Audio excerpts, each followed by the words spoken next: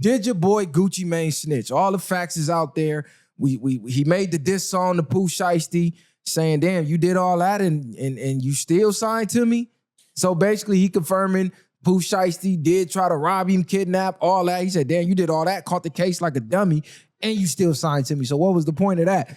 Did Gucci Mane snitch, or do we even care? Well, then realistically, no, we don't care, but I care enough to comment on it. So we do care. Predicated upon street politics, yeah, it's dry snitching, which is snitching. I don't do the mid, dry, that's snitching. You don't talk about that stuff publicly, you deal with it accordingly. So if it's just about street shit, yeah, you told, homie. So I'm gonna say this. I'm gonna give Gucci the benefit of the doubt. They put paperwork out in the streets, right? Or that was fake? I don't know. I didn't pay attention to that. I'm just only paying attention to what I heard. I didn't see the paperwork. So a lot of people lie in their music, period, at the end of the day. Some people talking about they got bodies under that, which they don't. Some people say they did this and that. Artistically, no, he didn't snitch. He was just writing music. Because I want to believe. Artistically, if he rapped about a situation that just happened and it's an open case? Hey, man, he's creative, man. He probably just rapping off somebody else's reality, bro. A lot of rappers do it. A lot of rappers say they done this, and that, and haven't done it. I'm just saying, when they talk about on the flip side of being gangster, a lot of rappers talk about things that they never done. Or when he's talking about a true story, that's a lot of rappers do it. He's talking about a true story involving himself. Like, niggas tried to do this to me. I tried to look out for you, and you did that to me. On the flip side, Gucci rapped about busting guns and stuff like that. We didn't know how it really was until it came out. Well, so again, I'm giving him the benefit of the doubt. No, he didn't snitch on music, but telling the information what has now transpired in person, it does look like snitching on content. Okay, so you said yes, you said no. He told, man. It's no way around it. We beating around the bush for niggas. Stop idling these niggas. The nigga got to a point where he got so much money. These niggas, it's no different. A lot of these niggas that transition, they're not gonna be out here trooping no more. So he felt like, whatever the case it may be, you put all that in the song right after it happened. To me, you telling. We know the police is hip hop police. It's all type of different shit. Who else is throwing a smoke signal after that shit just happened when a nigga go to jail? Like, what else is that then? If that's like saying a nigga can get on the video and after that happened, he get on. That's no different than getting online and speaking about it. To me, I agree. Okay, hold on. Let me give my take. Two sides of the coin. From a street aspect, he told. Period. Street nigga, something happened. You reported to the police. You told. Outside of maybe a car accident, because if you want a police record for your insurance or whatever, that's not telling. Family court, going back and forth with your baby mama for your kids, that's not telling. Anything that happened in the streets and you from the streets, in the streets, living the street life, you tell the cops, you told. Now, this is where the debate gets rocky because Gucci Mane, to our knowledge, ain't in the streets. Gucci Mane is now a legalized businessman.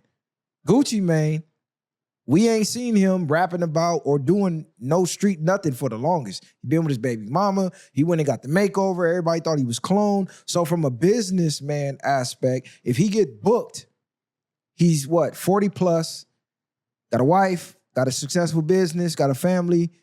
What is he to do if he does not tell? Did he tell or did he not? No, I'm giving two scenarios. I'm giving two sides because like you trying to stay. I'm not trying to stay nothing. From the streets, he told. But if he no longer identifies as a street nigga, he saying, man, I'm not street. I used to be in the streets. So I turned my life around. I don't go by the street rules no more because that's what I heard him say. Street rules don't control me. This nigga just made a whole video on live saying I would never snitch. One thing I would never do was walk around being a snitch or tell to the police. Oh, he told. You can pull up the video. He told. He definitely told that. And furthermore, I was gonna say, okay, so that's equivalent to you're not a active street cat, but you're still a street cat. You're just not active. Mm-hmm. So the rules still apply. Now you're not looking for it, but if you should stumble across some street type stuff, the rules still apply to you. This is why I'm going to say he snitched, though. Hold on. This is why I say he snitched, right? I was just giving two sides of the coin, being devil's advocate, because I can hear both sides of the argument, right? People say, man, what you want him to do? Go slide. He's successful. He got a family. You want him to throw it all away for some street rules and you're not in the streets? This is the difference, though. He was the nigga robbing niggas at one point. He was robbing everybody. He even told the story, oh, man, they didn't let me in BMF because they said I robbed too many niggas. oh, Gucci, I fuck with you, but you rob niggas every time we come around. So we got to show love from a distance. So now that you on the other side of the gun, you can't cry now because you was the nigga on this side of the gun booking niggas. So now that the nigga booked you, it's either you take the L or you go back to your street ways. You can't now, oh, well, because I'm out and I don't rob niggas no more, I'm telling. No, nigga, he told. That's just what the fuck it is. You reap what you sow. Let's start there. So that's what that's about. And then secondly, that's why you should be aware of what you sign up for. There's a scene out of ATL. Remember what he tells him? Hey, before he put him on, when he like, I want to be down, I want to make some money. Hey, you sure you want to do this? This grown man business. Meaning, when you step into that, they tell you, those who ever got into some street stuff, gang stuff, whatever, a part of an affiliation, they tell you this is for life. Blood in, blood out. That, hey, you might segue. You may be living a better life. Absolutely. Protect your interests. However, you know what you signed up for. You may not have did it, but you kind of signed it in blood.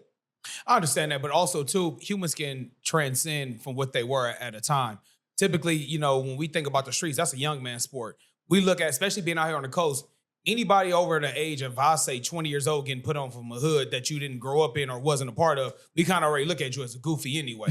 So when we've had that oath, we're very immature. But the streets ain't just gangbang. Hold on, let him land. Let him land. No, what I'm just saying is when you kind of live by that code of streets, all that other stuff, as you start to age, you have more to lose, business, wife, kids. That start to supersede the streets because now these are the people I have to protect first, then the hood. Because now I have to value what I have going on here because these are ones going to look out for me if I go to jail. The hood not going to put no money in my pocket once I go to the pen. Nobody's going to put no hat out and be like, hey, everybody, let's put some money in for show lawyer fees. No, my girls go hold that down. My family's go hold that down. Then when you get out, we'll celebrate when I get out. You know, we'll have a coming home party. The hood go show me love and all that. But even then, though, what is that really worth? There's nothing tangible about holding down the hood doing pen time. But this is the thing with me. This is the real question y'all should have asked. At what age do you allow niggas to transition and they no longer have to follow the street rules? Because most niggas that get in the streets, they know for majority, a lot of those things is for life. And now it's like we justify and make excuses. What's the difference? Because he's at a certain age now. I understand you get to a certain age, you have businesses, you have things going, but when you still out here preaching street shit to people, correct, then yes, I have to hold you to that same standard. You're not even acting like you're not a street nigga no more. I don't care if you're not participating. Well, stop selling that false image to people. Show niggas the business side of you and show them everything else and say, I'm done with that. But no, will they do that? They will still sell that image as long as they can. And then when they get in the situation, people are surprised at what he did. Or the old Gucci wouldn't have did this. You right, the old Gucci wouldn't have did that. The nigga finally got his damn mind right. So now you still hold him to what he's preaching out here, though. And niggas is saying he ain't. Go look at Gucci page. He always talking about rats, how he hate this, and he'll never snitch. So to me, that's where the hypocrisy comes in. And then niggas find ways to justify it for everybody. Everybody starts to get justified at this point. And that's why it's fucked up. And what I mean is, what's different from him being able to do that now than somebody younger that realized, oh, they got more to lose now? It's too late. No, why if somebody, say a young dude at 25, he get his bag up, he in a good position in life, and he decides he doesn't announce it, but in his mind, he transitioned and say, I don't want to fuck with the streets no more. What's different from him having that wisdom early? Yeah, having that wisdom early than where Gucci is at now. Well, that is a great question because how long does a person have to be tied to agreements they made as a teenager or a preteen with an underdeveloped brain and not even really knowing what they're signing up for? We often like to say, you know what you signed up for. 90% of people did not. They was young, impressionable. They seen the girls, they seen the money, seen the popularity. For whatever reason, they started peer pressure from the family. Whatever reason, that's the reason they signed up for it. Everything else that came along the line, the backstabbing, the snaking niggas, the going to jail and not getting no support, niggas trying to fuck your baby mama when you're gone, homies backdooring, like that shit, most niggas didn't sign up for. So how long does a person have to be tied to the street rules? Is it for life? Say you 11 years old, you signed up. You 42 now. You started slaying. Is it for nigga? I made an agreement at 11 that I didn't know what I was really signing up for. I look at it too in a sense like I just think niggas have to be vocal about it to a point, but some people still ain't gonna care. You think half them niggas Gucci Rob probably still wouldn't want to do something to him if he was around. Thank but you. the thing is, what comes with that is like, he's not playing the same game no more. So yes, the rules are different in this game, but I think that's where niggas have to really look at it like that. Like, he played the street game to his status now. He might have, we can say he beat the street game. He's like, I'm no longer playing that. Picked up a new controller and got into rap in the business world. Now he's playing that game with those rules. But they would never come announce that. They would just still sell you that. So see, that's a great, he's my cosplaying bad. at this point. That's basically the point I was trying to make is he's not playing that game no more. So by this game he's playing, the rules is to do what he did. Right. Otherwise, he got to go back to playing the old game and then losing this game. Right. So does he get grace or no? He should get grace because, again, for my definition, not speaking for you guys, but for my definition is as an OG, because let's say Gucci is an OG in his hood, the role is now put opportunity in the hood, put homies on. Your role now is not frontlining. You're not trooping no more for the hood. You get what I'm saying? As we age, you don't do this. You don't have the same role as you did when you were 11. You dig what I'm saying? So as you age with this wisdom that he got, you want to transition and do different parts for the hood. You can be another asset to the hood where you ain't got to be the one out there condoning the violence. You can be putting on. You can be doing the picnics, you know how they be doing the turkey giveaways in the hood and things like that. You can orchestrate those type of positivity. And that's as along bring the hood together. Because now we not only just out here trooping and stuff like that, we still protecting and showing love for people in our community, which was gangs was initially started was to protect the community.